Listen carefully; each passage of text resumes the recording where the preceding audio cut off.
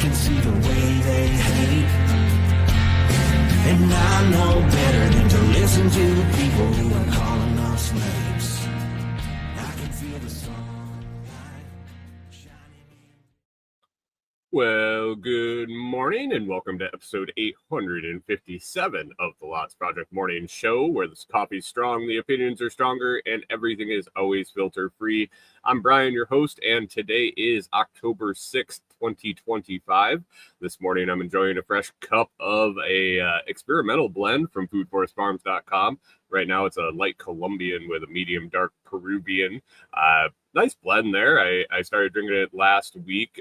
First cup was for the show, and yeah, it's been rolling with it all week, and it's been good. I check that out at foodforestfarms.com because life's too short for shitty coffee.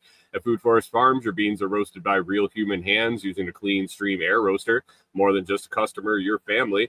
Get 10% off with code LOTS10. That's LOTS10, and shipping is always free. While you're there, check out the C4 Club for even more awesome perks. Today, we've got another packed show with a huge cabin progress. We'll talk about what Corey and I got done this week, a new Bitcoin all-time high, a little Etsy success for K&B Kustom Built, and let's check in on the Comfrey season and a little bit more. Maybe a little bit of help from the live audience, and we'll chat about some stuff.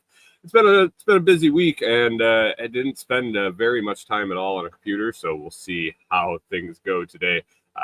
Not a whole lot of show prep, so it's gonna be a interesting show. So grab your coffee, smash that like button, and let's get started.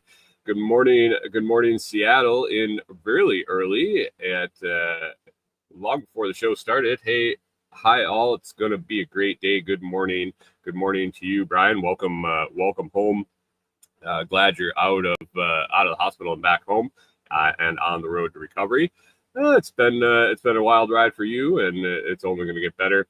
Good morning, Rewilder Life. How are we doing? And Mike's Homestead swinging in. Thanks for stopping by this morning. Get a sip of this coffee, man. It is good, and I need it today. It's been it's a rough morning. Yesterday, actually 4 days in a row. Corey and I have just been banging it out and out at the cabin, and it is definitely. I'm showing my age. I'm showing my age and my out of shapeness. So it feels good to do some physical activity. It feels good to be back on the road to being healthy, and yeah, I think this is it's a good thing for us for sure. Building this cabin, getting out in the woods, and getting back to living the way we should. So anyway, let's get to it with the cabin. I think last Monday, in-laws had just left. Corey and I had I think just started getting a few joists hung. While the in-laws were here, we got that main center beam in and installed. Oh, actually, Corey and I had to move all the yeah, that's right. we had just fixed our small mistake with one of the brackets on the main beam, but got everything leveled out, and then Corey had to go back to work for a couple days, Monday, Tuesday, I think half of Wednesday. So she was off again the second half of the week. Second half of Wednesday, Corey and I, we went grocery shopping, got all the running done in town, so we were going to be free all weekend to just focus on making progress out at the property. And so Thursday we got out there, we started hanging joists. We had, I think we have 52 joists to hang, so 26 on each side of the beam. We ran that beam down the middle so we could do 12-foot joists on either side, 2 by 12 joists. And so that's a lot of haul and lumber and a lot of cutting. They weren't all exactly 12 foot, and the boards weren't all 12 foot. So cut everyone, had compound miter saw out there running generator, and it worked good. It went pretty smooth. We got in a rhythm and knocked those out, got those done in about a day and a half, and then moved on to blocking in between the joists. got that all knocked out, and Rewilder Life says adds up with joist hangers and nails. We went with structural screws, actually. We're gonna do nails. I was looking at nails. I was looking at structural screws, Simpson strong tie, and I went with Simpson brand on everything to go right to spec with the hangers I'm using. So that was all across the board. The post base brackets, the beam support brackets, all the hangers we put in. I went with all their spec'd out structural screws. So haven't been banging too many nails. We did use nails on the blocking, and thankfully Tim, Toolman Tim, had left his DeWalt battery operated framing nailer down here, and I was able to use that for the blocking. So that was convenient. That's a heavier tool. It is kind of awkward and bulky and heavy, but hell of a lot better than trying to swing a hammer in those 16-inch gaps in between the joists when blocking them up. So not a professional at doing this by any means, and things are a little wonky, I would say. I don't think they're too far out of whack, and I think everything's going to come together as we get the floor on. But we got all that done. We got the joists and the blocking and everything together. And then yesterday we went out, finished up on Saturday with that, and then kind of made a plan. We've run into a point where we're going to be installing subfloor. We didn't go with the Advanatech stuff from like Home Depot and Lowe's. That is really let's see. It's weather resistant, more weather resistant than what we got. We ended up getting 3/4 tongue and groove subfloor from the building material place that we got our building material, and that's what they use. They fabricate like the small storage sheds you see on the side of the road for sale all over the place. They fab those, so they have the flooring that they use for the sheds in stock. That's what we got. It's not the most weather resistant stuff, and so we're going to be putting the subfloor on, but we have no walls. We have no covering over the walls, and I don't want it to rain on the subfloor. Now there is a roof there, but any sort of wind whatsoever is gonna push that rain in, and then it's gonna sit on that floor. The floor is gonna get wet, start to rot and weather and warp and all sorts of stuff. And then also when we're framing our walls, we're not going to be using pressure treated lumber. It's just going to be straight framing grade lumber, and don't want to get that wet. So Corey and I had to figure out a way to keep everything from getting wet until we get the metal siding on. And unfortunately, we need the floor on, the walls framed out at least, and the windows and doors installed before we put the metal siding on. So a lot of moving parts there, and we're not really sure the timeline on that. We really don't even know yet, because we're having to wait to get things framed out, to order the metal, and not sure the turnaround on the metal. Windows and doors, we're actually going tomorrow on Corey's last vacation day for a while. We're going to go and get all those ordered. We got 3 different places we're going to go, and we know what we want. We're just going to go and do some comparison shopping and get those ordered. So not sure the lead time on those. Yeah, and then the logistics of getting the lumber for the framing to the site. So have a little bit to do there to figure it out. Got a visitor here. Dolly is definitely settling in the house. Dolly, if you don't know who Dolly is, it's our adopted cat that we found outside. anyway, lots of moving parts, and weren't really sure the timeline on when that metal siding is going to go on to weatherproof and at least keep the rain off of all that material. So we went back and forth. We were going to buy tarps. We were going to do all sorts of. There were all sorts of ideas. Well, not a real whole lot of ideas. It's a big thing to kind of try to weatherproof, and got an idea and don't know if it's going to work. Got working on it yesterday, but we decided that we were going to buy some house wrap, just the stuff you usually put up on a house after you put the wall sheathing on, before you put barrier. And just for the short term, we were hoping to put that up and cover the opening all the way around the sides. They sell at Lowe's. They sell a 9-foot roll, so a 9-foot length, or not 9-foot width, and the roll comes at 150 feet. On the non-peaked sides of the cabin, the space we were going to need to cover was about 8.5. No, it was close to 9. I think we had a couple inch overhang on either side on the top and the bottom to nail it on. So that was kind of perfect. We ran to Lowe's. We picked that up. We picked up some extra to cover the peaks. And so yesterday, that was our goal. First off, we got there in the morning. We moved all the subflooring inside onto the floor on top of the joist and kind of staged it out in appropriate areas where we'll be able to access it as we install the floor. It won't be in the way. We won't have to double move it or anything, but kind of stage that out. And then we got to putting house wrap up. And holy crap, that was a job for sure. I'll tell you.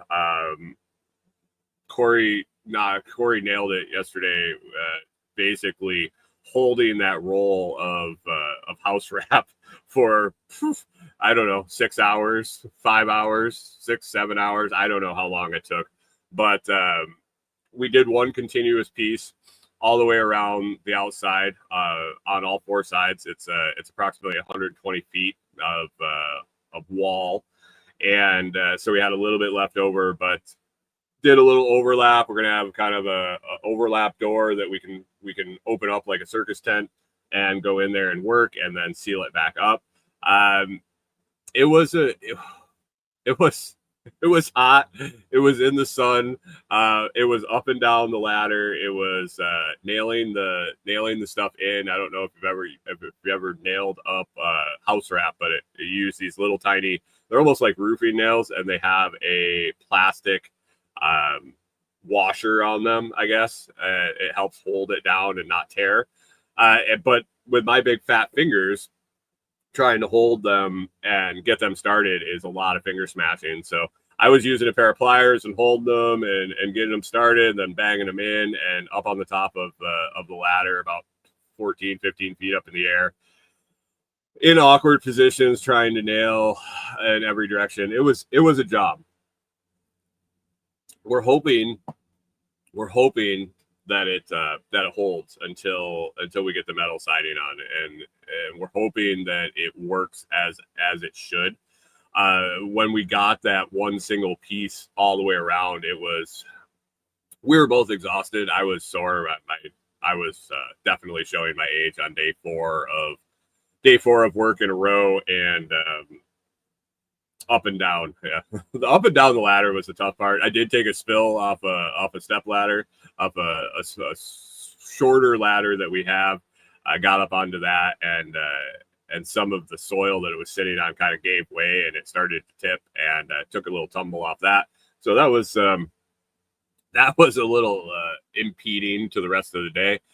But we got that one single piece around, and then decided to call it for the day and go back and regroup today and get those peaks covered. So Corey's got a couple more days off this week.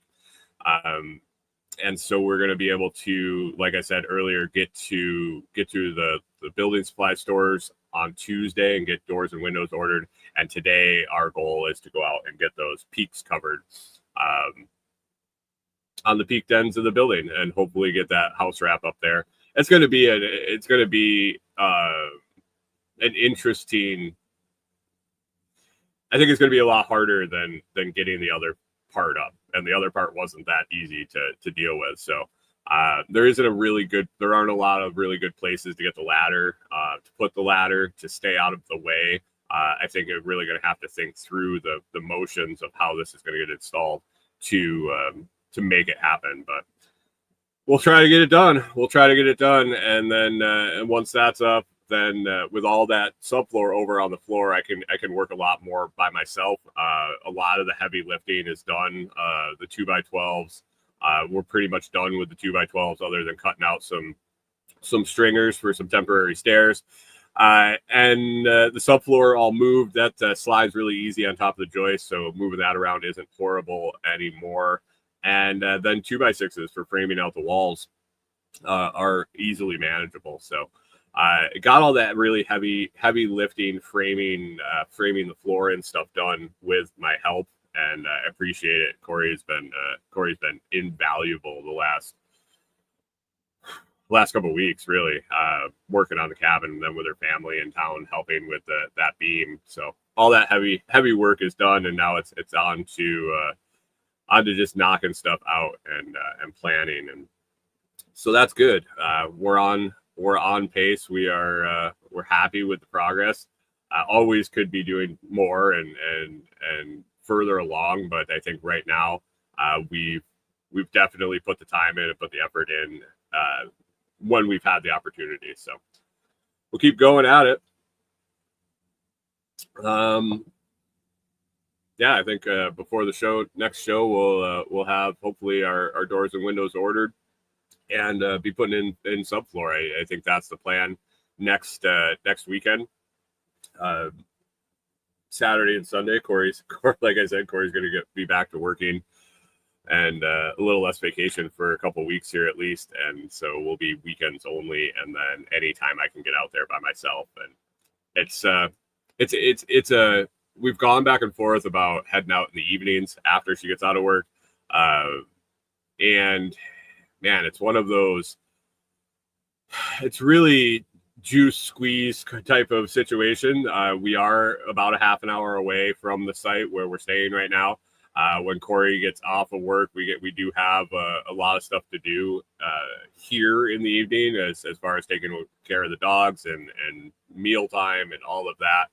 And so by the time we get out to the property, drive out there and unpack all the tools and get everything out and get ready and get started, and then that half-hour drive back and getting to bed at a reasonable time, because we do get up early.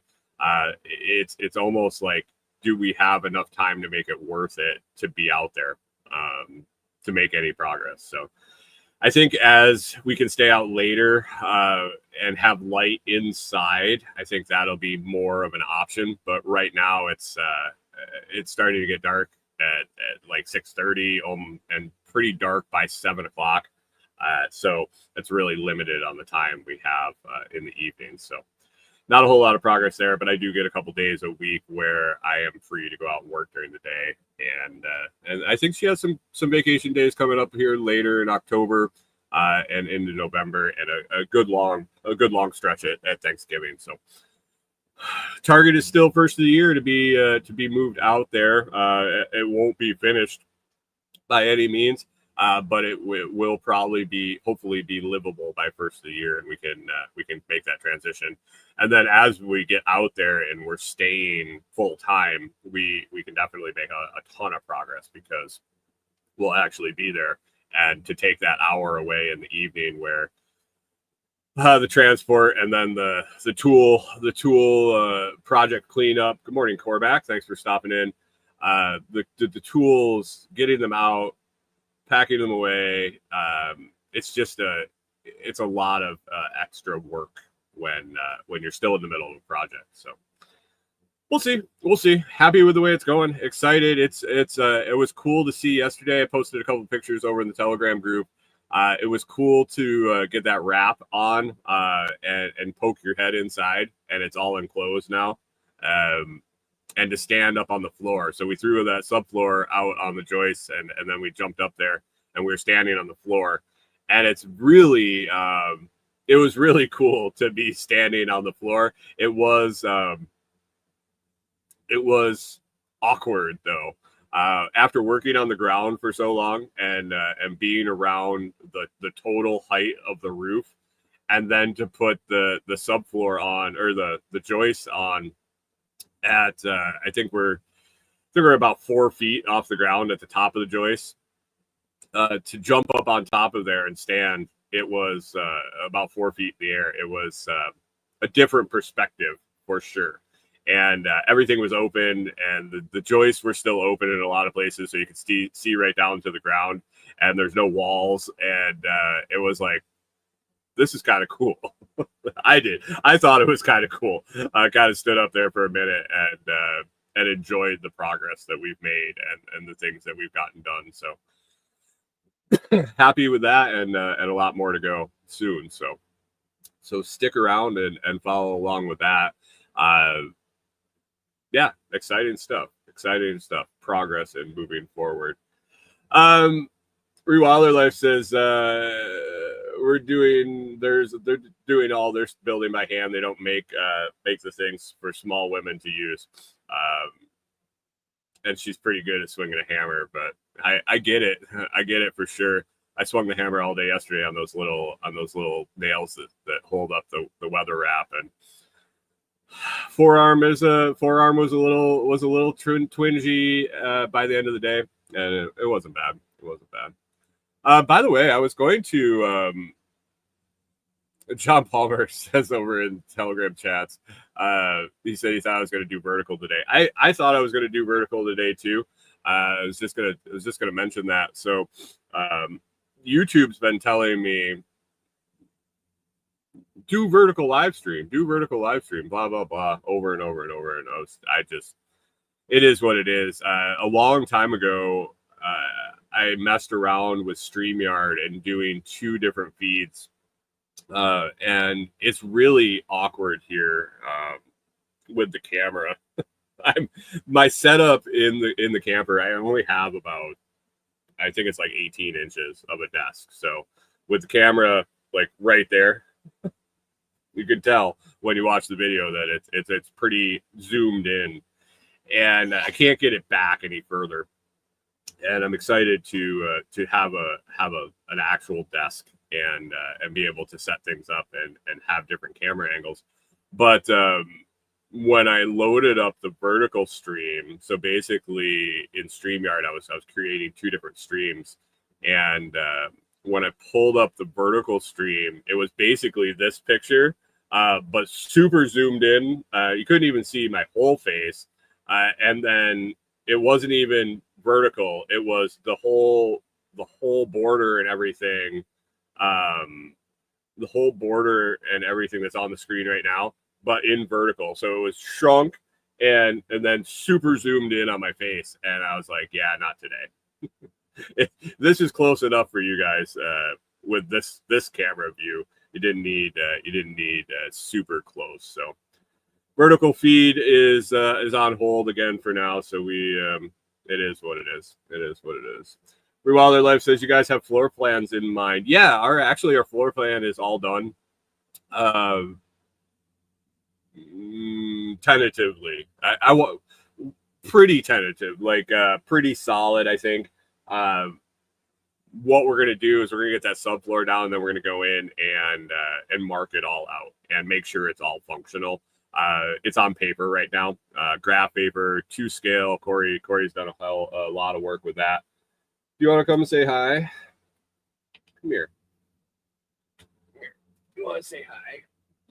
So this is my friend here. If you're watching the video, she's sneaking around in my room trying to find some place to get into trouble for sure. She's a little rascal, a little terrorist for sure. Not my best friend. She isn't. She is definitely kinder to Corey and likes to snuggle with Corey more. But we're starting to get along. You want to say hi? Say hi. Yeah. And she is definitely in charge of the dogs. She plays with Clyde. Norman pretty much ignores her, and she kind of leaves him alone. But Clyde and her are buddies now, and definitely play all the time and get into stuff. And she's starting to stay out at night. She stays out during the day all the time now, and she only goes in her enclosure sometimes at night. Corey's trying to start to let her stay out at night, but in the middle of the night when she starts causing trouble and wants to play with the dogs and all of that at 3 a.m, Corey's throwing her in her enclosure and leaving her in there for the rest of the night. But other than that, she's pretty integrated, and she's definitely in charge. And she also has her claws and likes to climb around. So, how you doing? Anyway, let's. The floor plan before the kitty distracted me. So we're gonna lay that out. We're gonna lay it out on the floor. That's kind of we're on hold a little bit with the windows and things like that until we get an actual floor on there. We're gonna chalk it out or draw it out or lay down 2x4s for walls or whatever around everything that we have planned, and make sure it's functional, make sure it kind of flows, nothing is in the way, doors don't hit each other, all that kind of silly stuff, and that it's exactly what we want before we start framing it out. But Corey took a lot of time planning it and thinking it through, where we're placing everything and kind of the size of what we find important, what we want big, and what can be smaller. And like I said in the Telegram chat yesterday, neither of us need a whole lot of amenities. I mean, we've lived in the RV now for, off and on for at least 4 years, starting in the driveway at the farm, and then on the road and traveling, and then stationary. And we just don't need a ton. We just want some space. Our biggest things are a little more room. One of my biggest things is a little more headroom. To be able to put my hands over my head and stretch would be fantastic. And at 6'4", that doesn't happen in a camper. I can basically put my arms up and my elbows will hit the ceiling. So being able to stretch like that, being able to get on the floor and lay down on the floor, maybe do some stretches on the floor would be nice. There just isn't enough room here in the camper to do that. So that's something we're looking forward to. Hopefully not shaking when anybody moves, when a dog walks through or things like that, not feeling like an earthquake would be fantastic. That's what I'm looking forward to. Maybe some insulation in the walls. That's one other thing. So to have a little bit more temperature control would be fantastic. But beyond that, really don't need a whole lot to be happy. Moving to the farm and then into the RV and kind of downsizing and going towards a minimalist style life, you really find out what's necessary and what makes you happy. And I think just one being with my wife is fantastic, and that's pretty much what I need. Can get through anything with her around, but the essentials that you need and priorities kind of change as you experience that. Sorry guys, alarm going off. So yeah, we'll see. It'll be exciting to get the floor down. I've done a little bit of laying subfloor, not a whole ton, and but man, every stage of this project is getting researched, and YouTube videos and tips and tricks and reading blogs, and one step at a time figuring it out, and then making it happen. So we'll figure it out. We'll get there. Let's move on here. Yesterday, so I mentioned in the opening that barely have been on a computer the last, it's been 2 weeks, 3 weeks, off and on.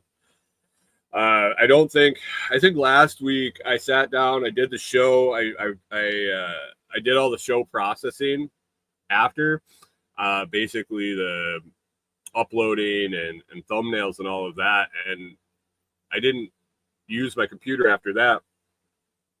And I don't think I sat down at it the rest of the week. I had my phone. I haven't really been following anything other than playing a game here and there. I've been tired. Like working on all this stuff really tires you out. So I haven't been doing a whole lot of following anything online. I did notice that the government is shut down. Here it is the 6th of October. I heard the day that it happened. So on October 1st, I heard that the government shut down, which is fantastic in my opinion. If they're not working, they're not doing anything stupid, spending money or causing issues or being government. Heard that it shut down, and I was like, oh, good. Didn't look into it. Didn't really care. I actually had to look up this morning if the government was still shut down, and from what I can tell, as of October 6th, it is still shut down. So perfect. Obviously, it has affected my life a whole lot, and I don't know about you, but I'm guessing it hasn't really affected your life a whole lot unless you are a government employee that's non-essential and has been on furlough or not getting paid or whatever the fact is. But man, I'm all for a government shutdown. Hopefully it lasts as long as possible.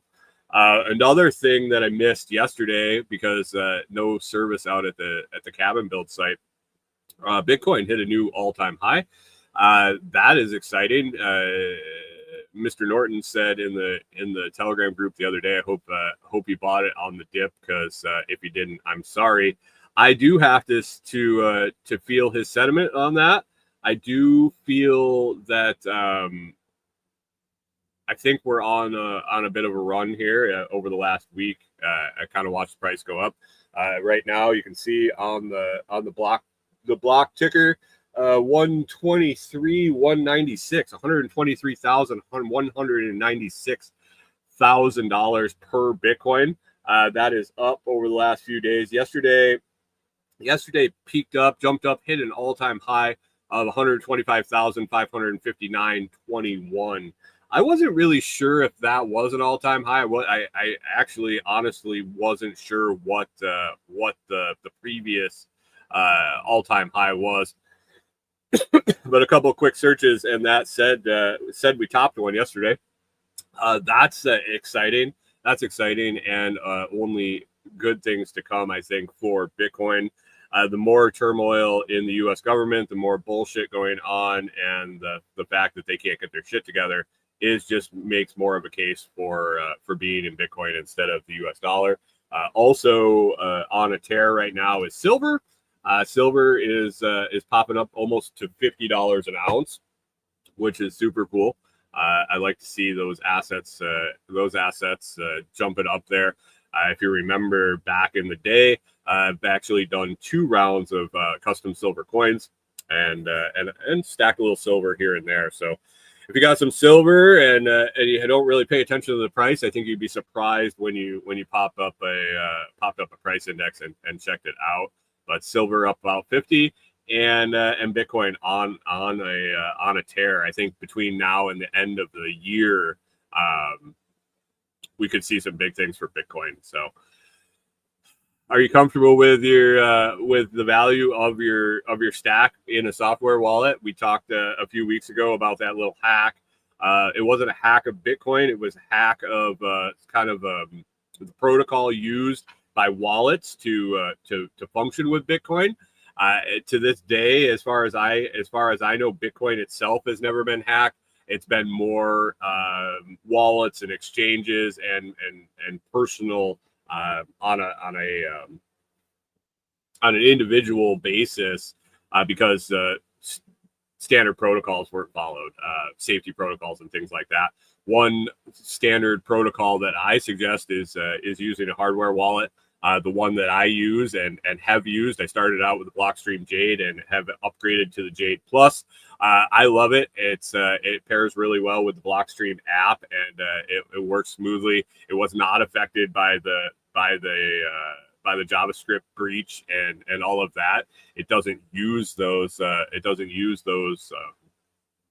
Resources, so nothing to worry about with that whole deal. The Blockstream Jade and the Jade Plus you can pick up at store.blockstream.com, and if you use code the Lots Project, you'll get 10% off, and I'll earn a small commission on that. I recommend it. I think the security of having that device that you have to verify transactions, that no one's going to be able to send, even if they access your wallet, find your phone, they open your phone, you got the Blockstream app there, they know what that is, they open it up and they're like, holy crap, look at this. I'm rich. I can send this to myself. I can send it to an address of my choice, send it around, make it disappear, no problem. They go to send that transaction and it needs to be verified by the physical hardware device. Right here, you gotta acknowledge that's happening. It's like the two-factor authentication for your phone. Man, it could save your ass. It could save your ass for sure. There's a lot of creepy people. There's a lot of shady people out there doing a lot of shady things with SIM card cloning and all the stuff on phones that can get into your software wallet. And if you use Bitcoin enough, you know that software wallets are the easy button. Basically, I want to send it. Do you sure you want to send it? Yep, I'm sure I want to send it, and it's done. There's no safety checks. There's no security really, other than a password. And a lot of the times that's even on auto store. So you open your phone and there it is, and you can have access to all your Bitcoin. So throw it on a Blockstream Jade. Use the Jade hardware wallet to secure your private keys and have to verify all your transactions. And I think you'll be happy if something goes sideways and you lose your phone or somebody gains access to that wallet. Whew. Man, that stuff's good. So a long time ago, I'll tell you, I have a history with these blends. Brian Norton over at Food Forest Farms has worked with me a lot. Oh man, since before we even left in the camper. I joined the C4 Club through his coffee company, Food Forest Farms.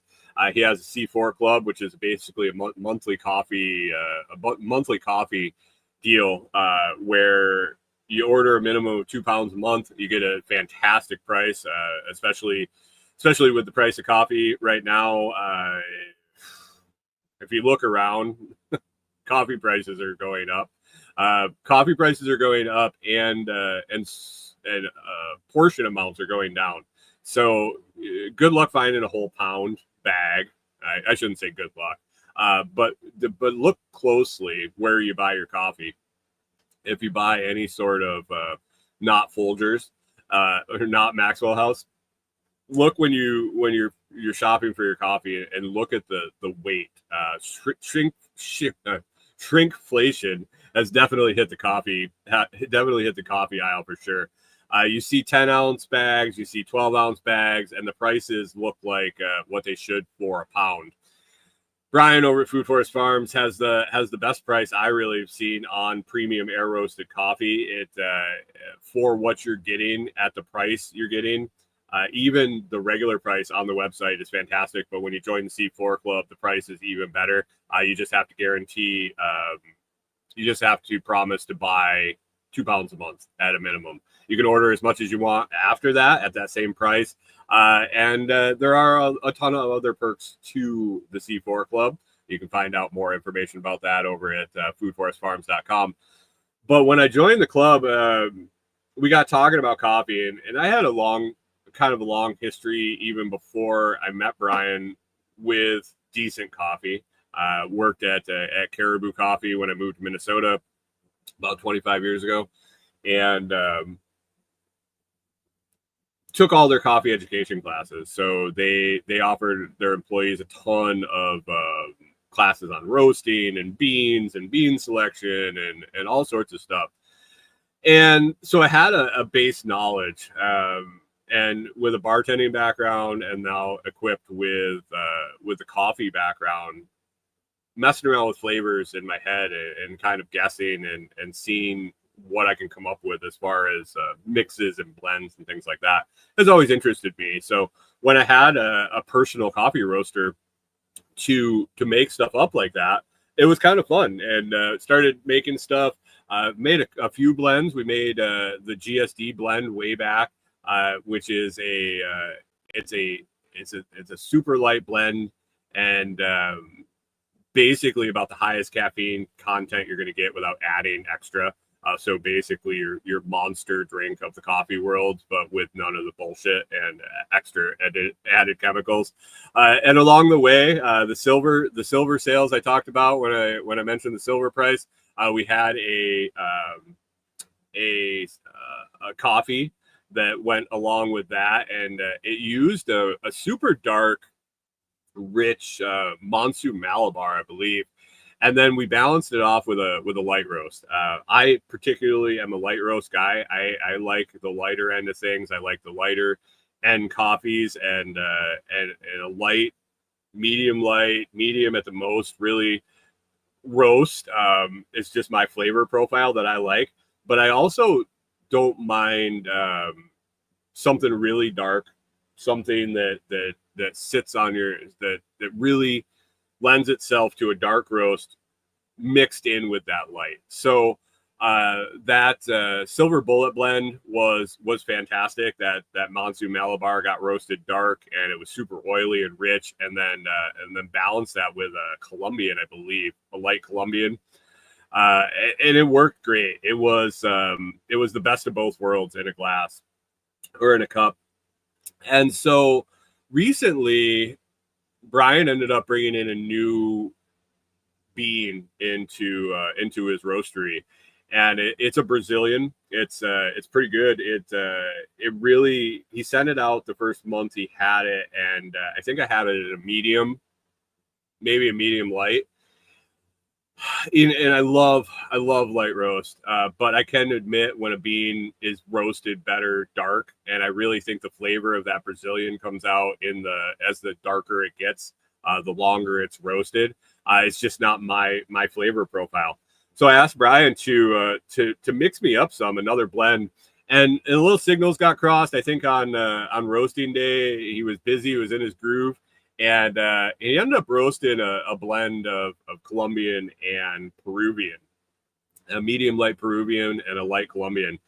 And it turned out well. I'm still excited to try at some point the dark Brazilian with the light Colombian.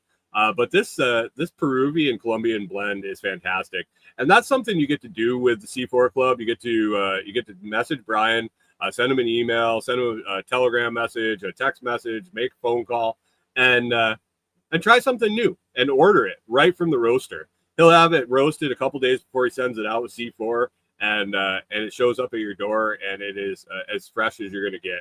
And like I said, the price is right for sure.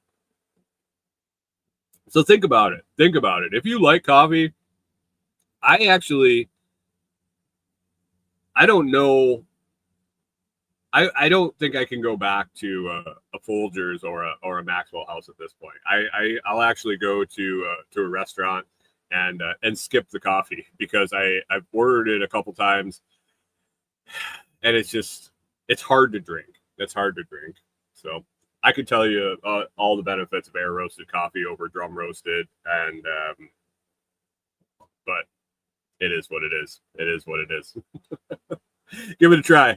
foodforestfarms.com.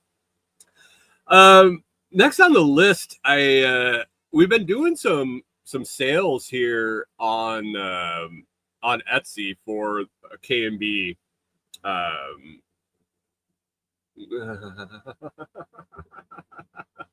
Good morning, Seattle says they tortured me with the hospital coffee for 21 fucking days. that's the one I really liked about being home. I got my coffee in the morning now. I don't know if I could do coffee. I would probably end up having to quit drinking coffee if I had to do 21 days of hospital coffee. So I think that's even worse than McDonald's. So I'm guessing they don't have the highest end coffee in the hospital. So I'm glad you made it through. Glad you're back at home with that premium stuff, man. So K&B Kustom Built, if you recall, Corey and I started messing around with doing some woodworking. We were trying to make it happen at the RV. It was difficult to say the least. We did have some sales. We sold a few kid-size picnic tables. We built our own full-size picnic table and benches. And we started making little crafty projects and things like that and got them listed up on Etsy. We came to the conclusion that without a dedicated space to have as say like a workshop, I guess wood shop or whatever, basically someplace to have tools and projects that are in process and things like that. It was difficult to say the least. With the random rain here, with just the way everything has going, we didn't close everything down, but we put things on hold until we had a dedicated space to do it, where we can leave some stuff out. We can have the tools available. We can have materials there. We don't have to worry about the weather, and so that was kind of the goal. But we did leave certain listings up on Etsy. We had started an Etsy shop and didn't see a whole lot of success on it. And I tried to remember back when I started the Comfrey, started the Etsy shop for Comfrey. And when we were on the farm, we did rabbit foot keychains. We did Comfrey salve. We did all sorts of stuff on Etsy. But I was trying to remember back when we started that and how long. And I remember how long it took for the first sale. And then the second sale kind of came a little sooner. And just the way their logarithm works, the more sales you have, the more reviews you get, the more people get shown, the more, and it's a numbers game when it comes to stuff that multiple people are selling. Like I'm not the only one selling the products that we have on Etsy. They were all stuff that kind of got ideas, and other people are doing the same thing. So you have competition there. But we left up some hand painted shelf decor things, I guess, seasonal. I think right now we have some Christmas stuff and some Halloween stuff. We haven't sold any of the finished products. Haven't even got a whole lot of looks on them. The things that we've actually had success on were the craft project components, basically wooden triangles. I mean, as silly as it seems, simple wooden triangles, little wooden triangles. Basically, we do two different sizes listed. A small, like 3.5 by, I think, what is going on here? Something's going on with my computer. Interesting. If everything shuts down in a minute, I apologize. I don't know what's going on here. But anyway, short little stocky 3.5 by 3.5 triangles, 3.5 wide at the base, 3.5 high, and then a similar one but a little taller and narrower triangle. Basically cut out of 2x4s or 2x6s, scrap lumber mostly, and then sanded smooth and made nice and shipped out. I started getting a couple of orders. I got a couple orders for those. And then a repeat order. We're selling bunches of them. People are using them for projects to make the things that we finished, little Christmas trees and candy corn, things like that. But they wanted the material. They wanted the components to make it. And so as I was selling them, I was like, okay, well, I'll just do a bunch of these. I'll have the tools out. I cut up a bunch of them. I'll sand them up. And it's worked. So we've had currently, I mean, it doesn't sound like a lot, but we've had I think 6 sales over there, which isn't, I mean, for not pushing it, for just putting it up there and letting it sit, hasn't been bad. But recently I had a custom order, which is interesting through Etsy. Basically, they give the option to allow custom orders. Basically, a customer can contact you. They send you a message. You talk about what they want, and then you can make a custom listing for them that goes directly to them, and they can purchase it. I had somebody that wanted something that wasn't in our shop, but it was basically one of those triangle blanks. They wanted it very, very tall and narrow. I think it ended up being like 10.5 inches tall and 3.5 or 4 inches wide at the base. And it went smooth. I really like that. And I was like, I can do this. I could do these little custom projects. And so yesterday when I got home from the cabin, my email had blown up with messages from another person looking for a custom order. And this one is not one that I will be taking on, but they wanted a wooden pyramid.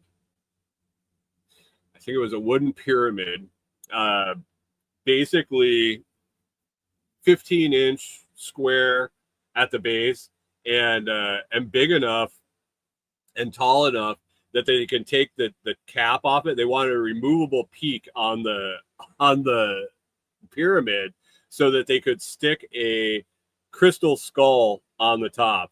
And if you know the story, I happen to know it for some reason, but there's a big pyramid building in Memphis, and this woman lives in Memphis, and she was actually willing to drive out here to pick this up. It's just something I don't have time or patience or material for to do right now.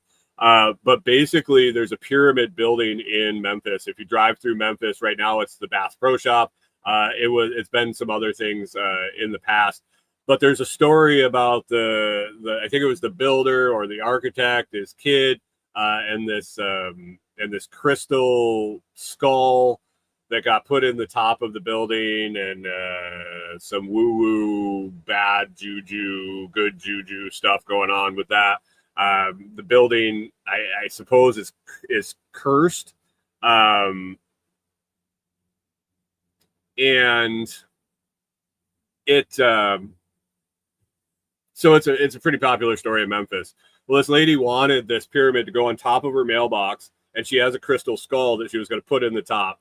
And I was like, what an interesting project. I was like, I kind of want to see this, but this just really isn't for me to do. But it's going well. I think once we have a shop and we can push forward a little bit, we might change course a little bit with the products we're going to offer. But I think it's worth having the orders up there. And Chris Dixon says, I sell a finished knife for $2 at the market, or 200. Oh,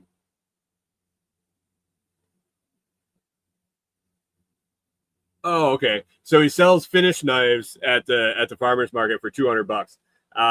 But he sells knife kits, so unfinished knives, for someone else to finish for $150 at the same market.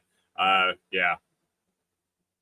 I think components might be the way to go for sure, especially online in a competitive marketplace like that.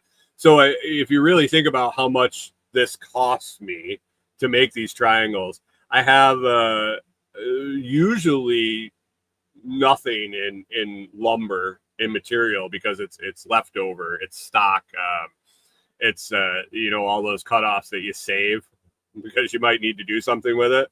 A lot of these have come out of that. So even if I bought the material, you're talking 20 to 30 cents in material for a little triangle. And with if I have the saw out and I'm knocking out a bunch of them, cutting them takes literally under 30 seconds. And in the sanding with the belt sander, it's 2 minutes, 3 minutes. So looking under 5 minutes and under 50 cents in material costs. And, with all the Etsy fees and stuff like that, you charge $5. It's not a lot. but it's definitely definitely a good return there, percentage wise. So it all adds up. It all adds up for a little different stuff. So yeah, I got some ideas. Once we have that dedicated space, we just stopped battling. We were looking for something to do, I think, to keep ourselves busy until we could get the cabin project going. But we realized that it was just a struggle with no place to do anything, not even a garage to leave things set up. So in the future, that's something that we're going to work on. Speaking of Etsy and things that sell over there, Etsy listing for Comfrey is active, but we also have comfreyroots.com. Same stock, same shipping, same everything, but it doesn't go through Etsy and don't pay Etsy fees. So if you're looking for Comfrey this fall to get going in your garden, in your food forest, along your house as an ornamental, as something that looks cool. If you've never seen Comfrey, it's got big, broad, bright green leaves, and it shoots up these really cool purple flowers that hang off like little jingle bells off a stem. It gets to be a nice, huge, broadleaf plant that can provide a nice border around house or around trees. And then it has a million uses. I can't even get into it right now. Only got a few minutes left here in the show, but medicinal. It can be supposedly used for medicinal things. It can be used for animal fodder. It can be used to make salves. It can be used as soil supplement, and on and on and on. The uses for Comfrey are absolutely endless. And that's why I kind of got into it in the first place. But you can order your root cuttings to propagate your own, to start your own patch, to even start your own Comfrey business if you'd like. You can go to comfreyroots.com, or if you have any questions, you can reach out to me at the on Telegram or any of the different social medias that I'm on, or a bunch of email addresses out there, mainly info@thelostproject.com. You can get a hold of me and ask any questions about Comfrey. It ships out every Monday, and so it should get to you during the week, depending on where you are in the country, and then get it in the ground. And you might yet see some this fall, depending on where you're at in the country, or it might just go into the ground, stay dormant, and come back in the spring ready to go. So great time of year to plant Comfrey into the fall, and if you can work your ground in the winter, anytime you can really work your ground, you can propagate Comfrey. So check it out, comfreyroots.com, or over on Etsy. You can search the Lots Project and check it out. Also have my ebook for sale over there on growing money, basically how to a quick hit book on how to start your Comfrey business and how to make it happen. So other than that, I think we're coming up on time here. As like I said, it's kind of a random show today. Haven't been on the whole computer a whole lot, as we've been very busy working on the cabin. So a little bit more back to a normal schedule this week, at least the second half of the week. So things will probably get back to normal next week. If there's anything you ever want to hear on the show, all you got to do is reach out to let me know, or you can head on over to the Telegram group at t.me/lotschat. Join the conversation over there. We got a bunch of great people that contribute on the daily, and we talk about all sorts of different stuff, fun stuff, joking around, serious, get shit done kind of things, and sharing each other's successes and help each other through stuff that needs help. So anyway, check that out over on the Telegram group. Other than that, guys, I think I'm going to wrap up here today. I got some stuff to take care of this morning, and then Corey and I are heading out to get those peaks covered up with the rest of the house wrap, and wrap it up, I guess. So anyway, hope you have an awesome week. Hope you get everything done that you got on your list, and you make it a great day the rest of today. We will see if the government starts working again, or if we get another week reprieve of them doing any of the bullshit and shenanigans that they usually take part in. Anyway, we will talk to you again next Monday.